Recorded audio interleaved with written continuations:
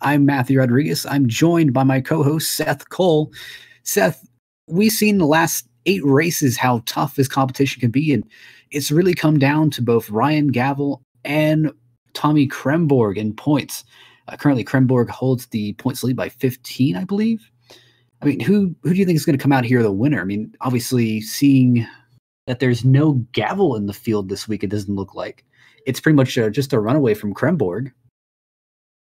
It really is. I mean, I think with what you alluded to at the very beginning, this is race 9. It's a 10-race schedule. I mean, if there's going to be any chance that we're going to end up having a battle for the championship next week, then it really is going to come down, I think, to Kremborg really having a struggling evening, and he's starting off, I think, from the 3rd position. So, if he can just keep his car up front all night long, even if he doesn't win this race, he more than likely would go into the finale, the champion already.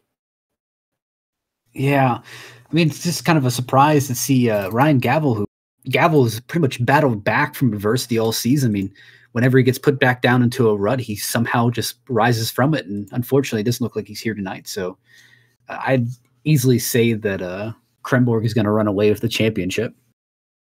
And well, bear in mind, too, the point system they've got, it's basically 1 point per position. So in order for Gavel to be able to, be the champion in 2 weeks, he'd have to finish 15 spots, or really 16 spots ahead of Kremborg, which doesn't seem likely.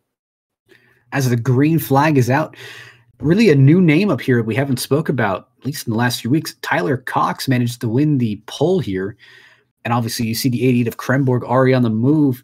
Justin L. Brown, we also haven't spoke about him too much. Tahan Dank, he's really come on the kind of the revival tour as of late, and he's really started to make some strides. A little bit too late for him to race for a championship, but again, as we saw Nick Rayborg last week win the race, I mean, everyone's going for wins here at the moment, just to kind of propel them for next season or the next league or next series that they decide to do in the Sim Racers Mental Health. It's really interesting, too, because a lot of the spotlight during the beginning of the season were on, Kremborg, you had Gavel, you had O'Keefe, you had Dank. They were basically the ones you were looking at for championship contenders, but now you're looking at these guys near the end of the season that are coming out with these victories. I mean, Rayberg last week, that was only his 2nd start of the season, and he went to victory lane. Of course, we've got Cox out in front here. So, you're starting to see maybe some drivers that we would be looking at next year as possible people, if they run the full schedule, to maybe be championship contenders. I looked at the point standings the other day, and the name that surprised me in 3rd place, Rick Thompson Jr. I mean, he, not to bash on his season any bit, but he's been not very flashy, hasn't really been making moves, but I mean, he's been finishing races in good positions. I mean, he managed to get up to 3rd without any wins. I mean, you've got to look at the 3 dominant cars this season, both Riley O'Keefe, Tommy Kremborg, and Ryan Gavel. I mean, to compete with all of those, as you see currently Joseph Clark going 1 lap down. I mean, when you compare yourself to those and, hey, you're at least in a championship battle, that can show you that wins aren't everything. Exactly. A lot of people put a lot of emphasis on wins, but, like I said, the point system, the winner gets 43, 2nd place gets 42 in terms of points. So it's not like the winner gets any bonus points to help them pull away. And so not only are wins important, but consistency is very important as well. I mean, you look at Rick Thompson Jr., as you mentioned, he's made every single race so far. He only has 1 top 5, but he's got 6 top 10s in those 8 starts. So he's been consistent, run all the laps, and finished the races. And that's why he's currently where he is in the standings. Absolutely. And as we focus on Kenny Zeems here, I mean, he's had an eventful last few weeks. I mean, as last week, he was almost like a little bit of a pinball going around the track as the caution is out. Let's see here. Actually, it's a 71 of James Zacharias Jr. Looks like he went around. Not sure if he had help or not. Let's go ahead and take a look back at the replay here. Looked like he got it going again, so I don't think anybody else got collected up in his mess. But to your point, wonder if he got a little assistance in looping around or not. And yes, he did. I believe that was the 05 of Scott Rickard. That may have given him a little bit of assistance around. Go ahead and take a look here. As he just raced down in that corner, looks like they were both going for that low line. I don't know if the 71 pinched, the 05 pushed up. It honestly looks like the 71 pinched. And just sent him on around. No damage, got it back going. Looks like he got out before the pace car got by him, so he's still on the lead lap. You can see just how wide this track is too, and that's a typical thing of short tracks. When a car wants to make a move on the inside, sometimes the car on that outside cuts down in front, not realizing the closing rate is as quick as it is, and before they know it, they're going around off the nose of the car that was trying to pass them. So I think that was just a case of not realizing he wasn't clear, trying to take the line he wanted, and of course, Scott Rickard wanted his own line, and the two of them met. You know, it's shocking. We go to a place like South Boston where it's really only a barely 2-lane racetrack, and you see some of the closest, tightest racing that you can ever imagine. Then we go to a track that has 4 lanes built into it and still have wrecks of people going for the same line. Yeah, usually it's those tracks that are the wider racetracks that are trouble because you've got so many different drivers running so many different lines, and more often than not, especially coming off the corner, they all want the same piece of real estate. It's actually a relatively cool night tonight. Looking at the temperature, it's 83 degrees outside, and at least in race car terms, it's a bit cooler of temperatures. Track temp, not that much warmer, about 87 degrees. I'd be hard pressed to see any of these drivers come in for tires with it only being about 80 laps. I don't think tires are really going to be an issue, and I think if we get ourselves maybe a couple more cautions along the way, fuel might actually not be that much of an issue either. I mean, this is a very short track. It's under half a mile. I think it's 0.375 miles, so it doesn't take very long to get around. As you can see, we're almost a quarter of the way through already as we've got the green flag back out. Tyler Cox still leading the way. He has not been contested by either the 88 or the 15. As the 15 is really making a charge there. Currently, we've got Nick Rayborg, our last week's winner on the back bumper, is cautions out. I believe it may have been the 17 of Michael Zimmerman or the 71. Let's go ahead and take a look back. I'm not sure what exactly brought out that caution.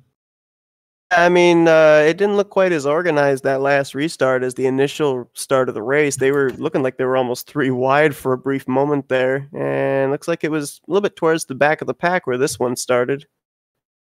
Oh, yeah, definitely looks like the 71 pushed up the racetrack a little bit, got into Patrick Hoosier, and really, I don't know if that was 2 drivers going for the same piece of real estate or the 71 just not realizing he was on the outside of the racetrack.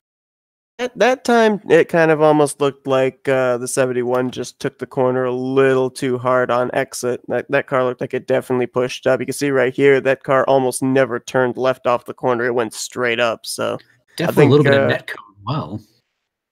Well, let's not forget, too, the 71 went around for the spin for the first caution, never came to pit road. So he would probably have his tires pretty well worn at this point with that slide. So that might have been what caused him to not be able to turn as much as he would have liked to in that corner. Definitely a good point. And it's really surprising to see as the years kind of, or at least, the season is really just ran out. I mean, how we get so many different names up here in the front of the field. I mean, in the first 5-6 races, we always seen the 88, the 38, and also the 77 up front. And now we're getting a whole host of new names: Tyler Cox, Kenny Zeems, Nick Rayborg, Tahan Dank's been on that whole revival tour, Caleb Fage. I mean, just looking at throughout the top 10, there's a lot of new drivers here that we have not seen before. And I kind of find it interesting too. Tahan Dank, you mentioned he's been up there in the hunt, but he's back 9th in the point standings now. He's not going to be able to mount a charge against Cranebrook. So I'm kind of actually surprised that we haven't really seen the 88 race a little bit more aggressively here.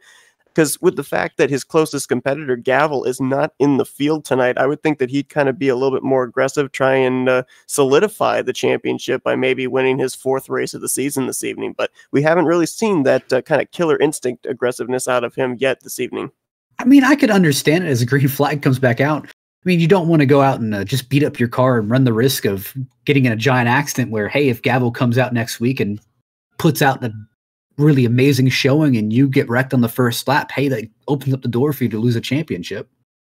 As it looks like the 88's really fallen back. I understand exactly what you're saying, but let's also bear in mind with the point system. I mean, right now we've already got a car out of the race, so the lowest that he'd be able to finish would be in the 14th position, which, if my calculations are correct, is something like 29 points that he would finish with. And I don't exactly know what provisionals, if Gavel took a provisional, would count for. So he would still, I think, increase his points gap tonight, whether he wrecked out or not. Actually, I'm not sure if a series does have provisionals or not, but looking at Kenny Zeems really working all over the back of the Tyler Cox in the 2 car. I was Nick looking back Rayborg. at Kenny Zeem's stats coming into this race, and he's only got 2 top 10s in 4 starts, but he had a good run last week and gained 3 spots in the standings. So yeah, he's definitely someone to watch out for. And to your point, I mean, look who we got up here in our top 3. We've got Cox leading the race, our pole sitter, Zeems up in second, and last week's winner, Ryberg, now in the 3rd spot and actually wanting to take 2nd place. He almost gave Zeems a little bump there out of the corner. And there's Taehan Dank right there, who's run, I believe, just about all the races. He's run 7 of the 8 races so far. This is 8th of 9 races. So right now, of the full timers, he's the only one up inside the top 4. That's been the great thing about this schedule, where it's played the strength of so many different drivers, even with being short tracks. And it's just a different variety of short tracks. Some have high banks, some are actually flat, almost like New Hampshire in effect. And then we go to a place like Bristol, and hey, we've got large bankings. People can make moves. It's really playing to the strengths of different drivers who have been in modifieds, who've raced modifieds and say, hey, I know how this car runs. And others that have come over from the Sim Racers Mental Health Cup or Truck Series who really haven't touched the modified. You know, too, when you go to these type of short tracks, especially schedules like this that run at nothing but short tracks, I call these guys rhythm drivers, because that really is what you have to be. And you have to have a kind of sense of timing on how to approach the corners and everything. Nick Rayborg got turned. Yes, he did. And we got about 4 cars piled up in this one, Justin as I believe. Brown. It looks like Rick Thompson Jr. 3rd in the standings. A little bit of contact there at the end. Let's go ahead and take a look. Caleb Fagg collected up in that as well in the 33. I think that may have been a disagreement for space of a lap car. I'm not positive about that one. Yeah, they were all trying to maneuver their way around the 71 of James Zacharias Jr., and I don't know if that's what caused this or not. May have been what we saw all night, where it's just a disagreement for space almost. It looks like Taehan Dank had a little bit of a play in this. Up inside of the top 5 as well. I think this was for around the 3rd position. Looks like Nick actually got a little bit loose coming off the turn, and it gave Taehan Dank just enough of a spot to put his nose in, and I don't think Nick thought Taehan was going to go for it. And just the whole thing of how this whole night's been, where people have been arguing for real estate, and they all want that bottom line, just they can't have it. You're absolutely right. I mean, you get bunched up like they were, and everybody wants that same line, whether they are kind of diamonding the corner or driving it in deep. And it shows that not only at the back of the field, but up here at the front of the field too. Everybody wants that real estate. Everybody's fighting for that bottom line. Definitely, and it's really been Tyler Cox out front all night. Kenny Zeems has made his best charges on the restarts. About 5 laps in, and Tyler Cox just starts pulling. You mentioned that you thought that that Kramborg actually got involved in the incident, but he didn't. He actually, I believe, was either just behind. I think he was actually just behind that incident and was able to drive his way through. So he, at least the conservative route that he took there on that last run, kind of paid off. He's been able to now slot up on the inside line, 3rd row in the 5th position. Absolutely. And it's worth noting in that last restart, he just did not get going. He kind of shot up to the high line of the racetrack, and he lost about a good 5-10 positions. As the green flag's back out, Tyler Cox got another great restart. Taehan Dank's really pushing that issue on the bottom side. Kramborg is following along. Man, it looks like Kenny Zeems is left out dry on the high side.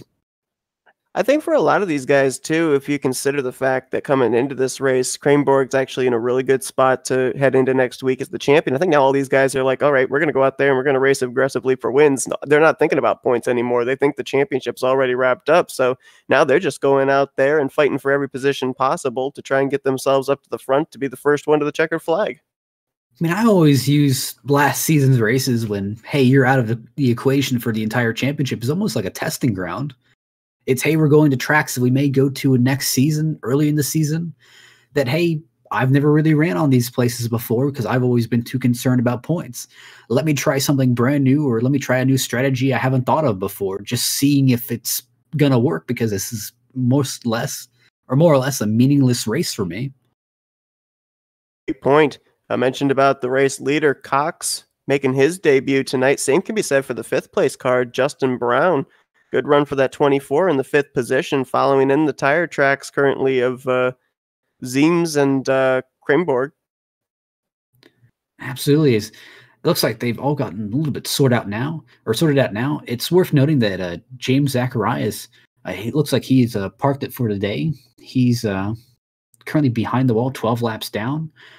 Patrick Hosier in the 9 is currently on pit road, about 27 laps down.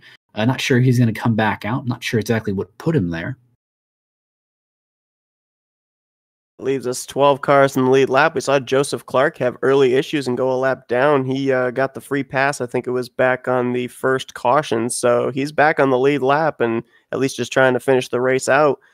Thing I would kind of wonder about, we saw that he got lapped early. I don't know if maybe Tyler Cox will reel him in again quickly, and if slower traffic will come into play once more. Because remember, it was that incident we had for the 3rd position that was around lap traffic at the time.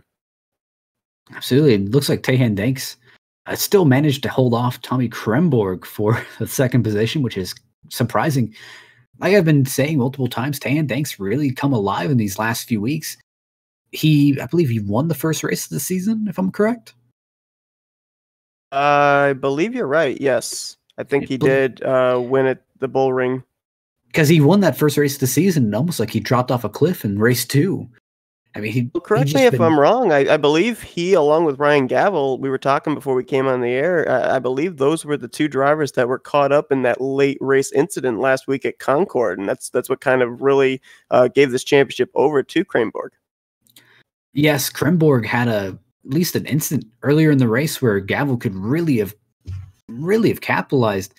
I think that finish put Krimborg all the way back to about 13th, 14th place when I think right before the final caution, which unfortunately was Gavel, he was running, I believe, 2nd place. So he really could have made up a lot of ground on Gavel. And Krimborg just got wrecked. He just got wrecked by the 15. And the 15's actually spun around too. I think the 88 saved it. 88 smoking. The 15 went around. 88 smoking. That's all his day. The 88 in the right rear quarter panel coming off the corner turned him up into the wall, and then 15 went around as well. And that was a battle for, I believe, if I'm not mistaken, the 3rd position again. Let's go ahead and take a look back at that here. Yes, but definitely looks like Krimborg's day is done here.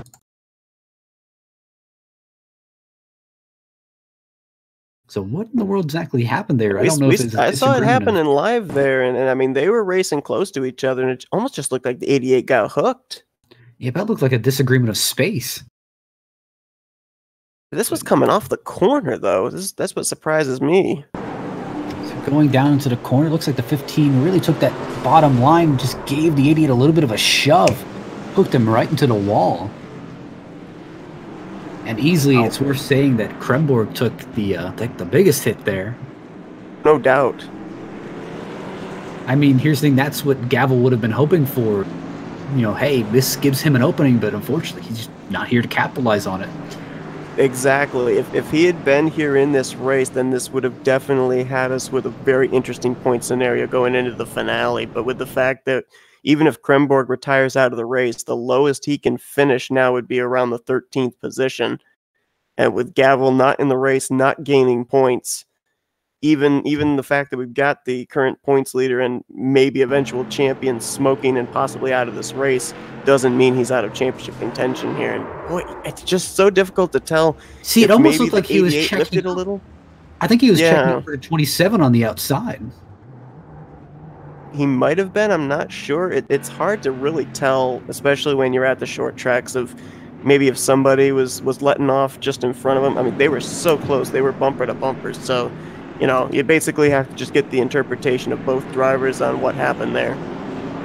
Obviously, everyone's going to have their own little different opinions of that, but obviously Tyler Cox gets out to an amazing restart once more. And that puts a lot of new names up here. That puts Justin Brown now into the 2nd position. Rick Thompson Jr. fighting for the 3rd position. It'll be interesting here because Brown was 5th. Well, Krayborg's back on the track? Kremborg is actually currently still in pit road. He's getting some engine damage. Okay. I don't know if he'll be able to come back out. I mean, that's usually about a 30-minute repair, and I don't think we're going to have 30 minutes left in this race. So that's probably going to be the end of his day. Circumstances certainly worked out in the favor of Justin Brown in second place, because he was 5th when that incident took place. He moved up to 3rd, and we saw was 2nd on that inside line. Now he's got his hands full with Taehan Dank, but I was noticing before that caution come out, and I was going to point it out too, that when Cox was running the leader and Dank was running in 2nd, Cox was running about 4 to 5 100ths faster for lap times, and that may not seem much to people that are used to speedway racing and basically calculate everything by tenths, but when you're at short tracks, hundredths mean everything as well. And so the fact that the 2 was continuing to pull away, I think he's got a really strong car, and I'd be very surprised if he doesn't close this thing out with a coast-to-coast. Honestly, I'd say the better example of it would almost be imagining your lawnmower. If you got a riding lawnmower running around your lawn, imagine putting that on a racetrack and you have everyone else around you. Obviously, you can't run that high line. You can't run the middle line. You have to run that low line. That's what you're seeing everyone fight for it. Odd analogy, but still true nevertheless. Knowing you, it is not an odd analogy. Leave it to you to do a lawnmower reference. Actually, I didn't even realize I made a lawnmower reference. But, man, Taehan Dank, that high line for him just has not worked out on these restarts. He's always been battling back to second place, and by the time he's gotten second, I mean, Tyler Cox really just pulled away from him. As we go into 10 laps to go. I think that Kremborg kind of proved to us when we saw him drop back on that second restart that there is no outside line. Nobody has ventured up there. Nobody has tried it at all. So I think that basically just down there at that dark gray, down on that dotted yellow line, we got a late caution. Looks like Rick Thompson Jr. went around. This is going to get interesting. We're going to get ourselves a restart with less than 10 to go. Yeah, I think this may be when a push gets the shove, and I think he may have had a little bit of help. Speaking of shove. As we see here, it looks like the 90 of Ken Zeems may have given him just a little bit of assistance around the corner. So it looks like he didn't hit anything, to be honest. Go ahead and take a look back from the 90 car. That almost looks like the same incident we saw happen between the 88 and the 15 on the last caution, where one driver gets a better run off the corner. They're right up in the other car's gearbox, and they just aren't able to react. It has not been a good brothers. At least a good 2 weeks for the Zeems brothers. It's almost like one says, "Hey, watch this," and the other one says, "I can do better." It's the second wreck that Rick Thompson Jr. has been involved in. He was involved in the 4-car pileup. I think it was back on the 3rd caution, I want to say it was. Maybe it was the 2nd caution. Already looking going into the 3rd corner, already on the back bumper. Gets right on the back bumper and hits that no-no zone right on the left rear, pushes him up the racetrack. Looks like he may have touched the wall a little bit and went around. That one right there looked more cut and dry of the fact that it looked like the 74 may have checked up a little bit off the corner. It's so hard when you're that close to somebody's back bumper to be able to realize, oh, they're lifting, I gotta lift. I mean, that's what I mentioned at least early in the season where, I mean, some of these guys are really new to the modified cars. And here's the thing, when you're new to the car, I mean, hey, you can take all the previous experience that you have, but obviously you're gonna make mistakes every now and then. You're gonna eventually run someone over or knock them up in the corner. And here's the thing. No one likes it. Everyone's always going to be angry, but you know, everyone's been in the same situation, and someone's been on the giving end and someone's been on the receiving end. So I don't think we've seen the last of it here because we got this restart with 3 to go, and I think really the only driver that's got something for. I was going to say, I think he's the only one that I think maybe has a car good enough to maybe challenge Cox for this win. Caution's out again. Well, setup there by Brown was able to cross over Cox. Boy, if we had managed to stay green, that would have been interesting to watch that battle play out. May have been Rick Thompson Jr. again. Go ahead and double check that here. Yeah, the 9 of Patrick Hosier is off the pace a little bit there too, slowing down. He's multiple laps down, but he might have actually been. Oh no, it was not. It was actually, I believe, Joseph Clark. Joseph Clark and Caleb Faig. Taking a look here, it seems like Joseph, man, Caleb Feg sent it in that corner. He was going for maximum positions.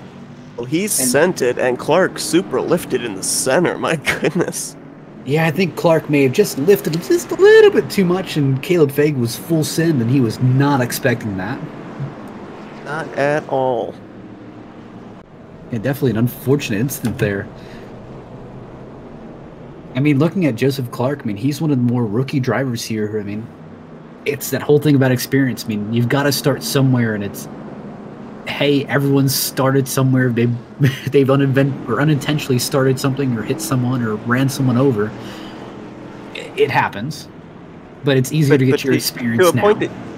And to a point that you made earlier on in the race too, you know, we're basically in a situation where the championship is decided. So all these guys now that are coming in, making their debuts, making their second starts, maybe the third starts of the season, they're out there getting experience now. They're racing with these guys and trying to figure out, you know, where do I stack up to the rest of the competition? Do I want to consider maybe battling for the championship next season, running full time? I mean, imagine this. I mean, here's the thing.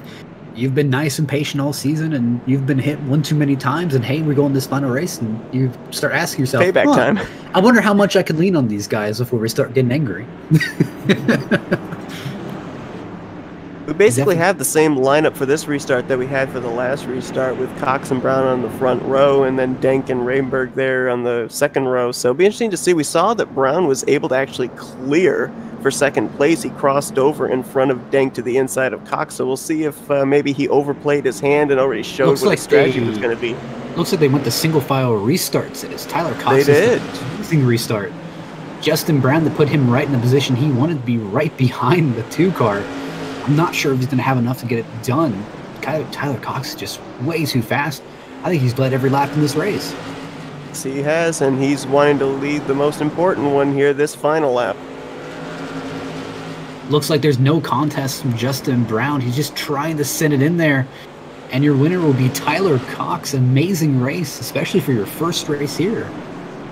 No doubt about it. Coast to coast, pole to win. And no better way to do it. Lead every single lap. Look at that top 3. Tyler Cox, Justin L. Brown, Taehan Denk. I mean, guys we haven't talked to that much, or have barely gotten to talk to, as it looks like Nick Rayborg is voicing his displeasure. If you take Taehan Denk out of the top 4, there's only 4 combined starts of 3 of the top 4 there, with Cox, Brown, and Rayberg. That's just amazing to see. That's a great thing about the end of the season, where, hey, the championship's really decided, and it's time for these lesser-known names to say, hey, I've got nothing to really be conservative for. Let me just go out there and try to win it. Exactly. And like I said, too, you know, these are the guys that, you know, if they plan on running the following season, you know, we're going to put them up there in the same list with Taehan Denk, with O'Keefe, with Kramerberg. You know, we'd be looking at them as, you know, these are going to be competition for those guys as well for the championship on the line. Absolutely. Let's go ahead and take a look at our finishing results here. Pull that up. And of course, Tyler Cox, the most dominant car of the day. That's very surprising. I mean, just looking at these names in the top 5, I mean, we've barely talked to most of these guys. Tyler Cox, Justin L. Brown, Taehan Denk, Nick Rayborg. We talked to him last week. Kenny Zeems, Ken Zeems, Michael Timmerman. I mean, these guys are usually back in the pack, avoiding wrecks and getting good finishes, but I mean, they're really inside the top 10, top 5. Really amazing. Well, both the Zeems brothers were involved in 2 different incidents, 2 different cautions, and yet were able to still battle back for 5th and 6th. And it's worth noting that this is the first top 10 in a little while that I haven't seen Ryan Gavel, I haven't seen Riley O'Keefe, I haven't seen Tommy Kremborg. Exactly. It's surprising. I don't know if it's refreshing or scary. I mean, looking at the unfortunate losers of the night, Rick Thompson Jr., I mean, he was involved, I believe, 2 incidents. That put him all the way back to 11th. I mean, this could have been a night for him to capitalize on points. He was, I think, 36 behind, and this could have been a night where he rocked out, made a 2nd place or 1st place finish, and got right back in there in the points championship, but unfortunately, just that isn't going to happen. Tommy Kremborg finishes 12th after that incident with the 15 car. Patrick Hosier had his own set of issues, and James Zacharias, he had a little couple of issues, with William Kruska finishing us off here. Let's go ahead and take a look at, see if anyone is ready for interviews here. Just real quickly to bring you up to date on the point situation, though, too, for Rick Thompson Jr. You know, you mentioned he came into this race 36 points back. The most he could have gained tonight with where Kronberg finished is 12 points. So he would have ended up heading into the finale still 24 points back. Very unlikely that he would have been able to gain that many points in the finale. Yeah, it's kind of that wishful thinking. You're hoping for about the Clint Boyer Homestead situation from a few years ago.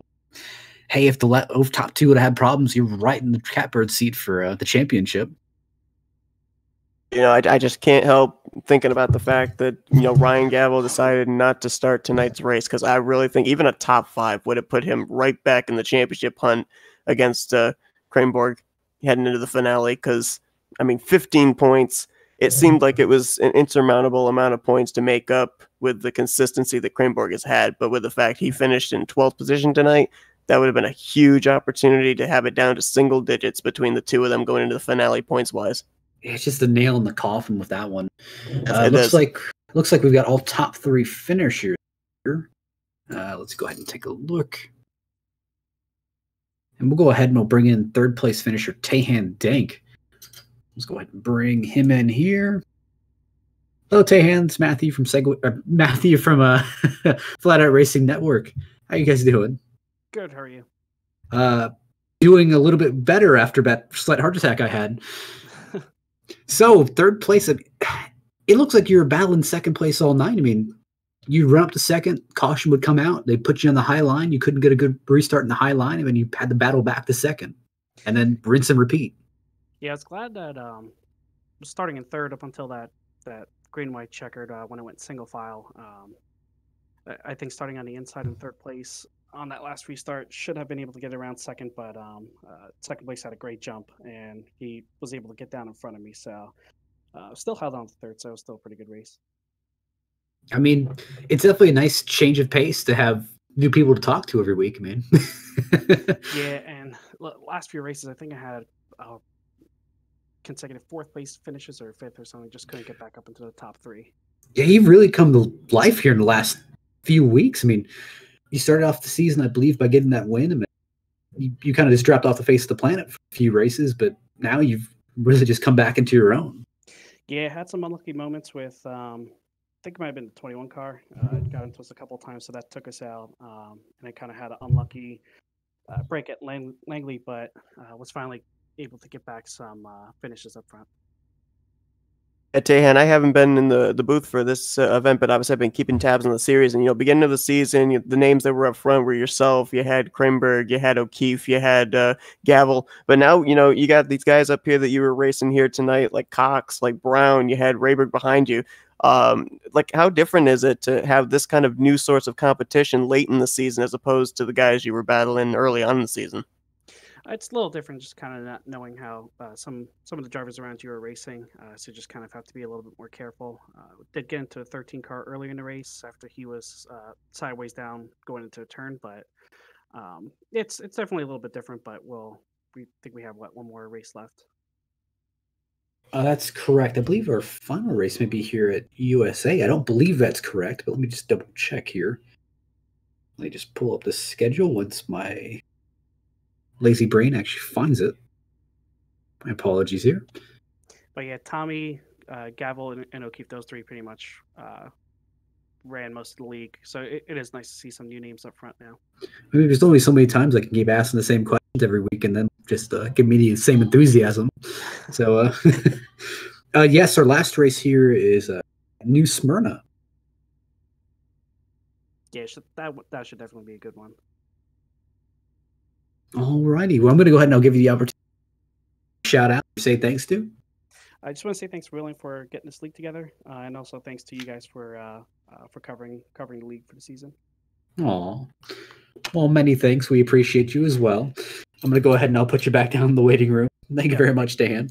Thank you, guys. All righty. That was our 3rd place finisher, Tahan Dank. Let's go ahead and we'll bring in Justin Brown here. Actually, no, I don't have Justin Brown. No, we don't. That's unfortunate. Well, then I guess I'll go ahead and I'll bring in Tyler Cox here. Jeez. he's won everything, so might as well go and bring him in. Hello, Tyler. This is Matthew in the Flatout Racing Network booth. How are you doing? Good, how are you? Doing quite well. I mean, I should ask you. I mean, you led every lap. You dominated the race. I mean, geez, where were you all season?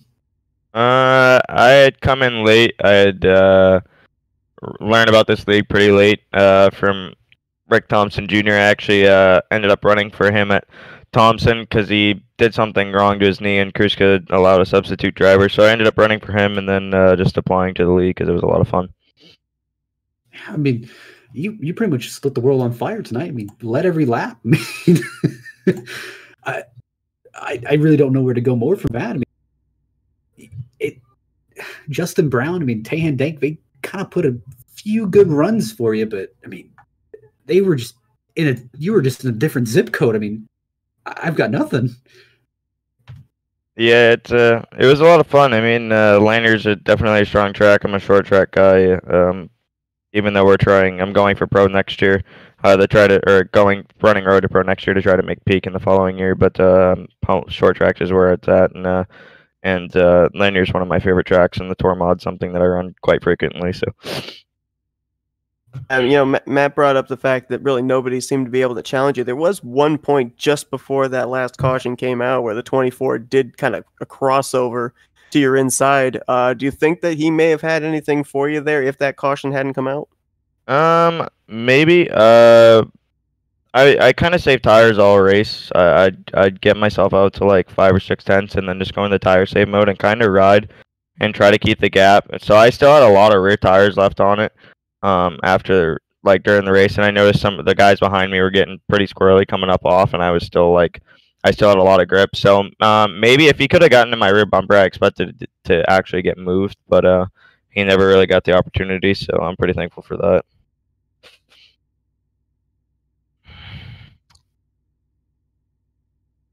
Matt's apparently died, so my apologies. No worries. So I guess I'll go ahead and state that we're going to give you the opportunity here after your victory to be able to do some shout-outs. Yeah, I got to thank Rick Thompson Racing. He invited me to the team.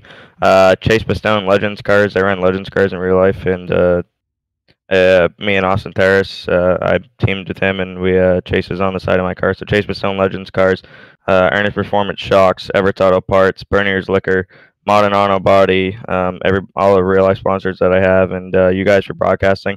I was watching during cautions, which probably isn't the smartest thing, driving a race car, and sometimes I'd look over during the race if I got far enough out. But the broadcasts look really great. You guys do a great job for what I watch. So yeah, just and William for putting on this league. It's a lot of fun, and they got a pretty good group of guys to race with. I wish we could get some more green flags in for you guys. I really hate cautions, but I like to get out there and race, and yeah, just overall happy with the night, and everybody who helps me out in real life, and yeah, just everybody.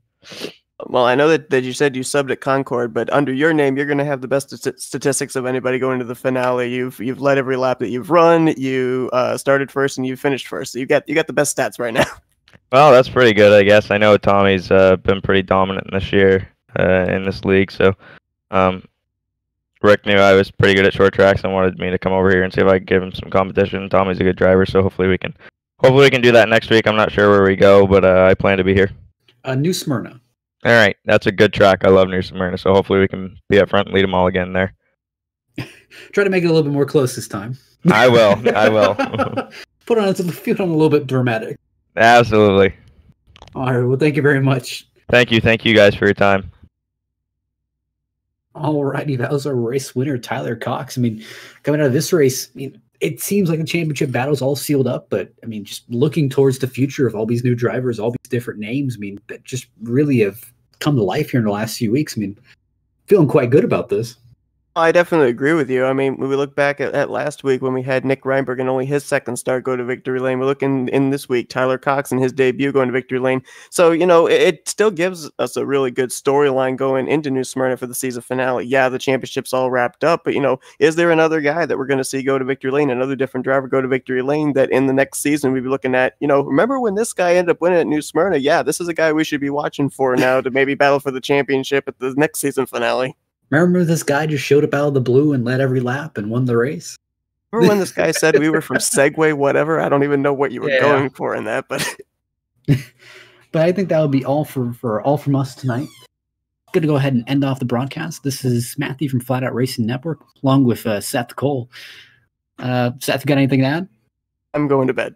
Alrighty. Well, thank you very much. We'll see you for next week at New Smyrna.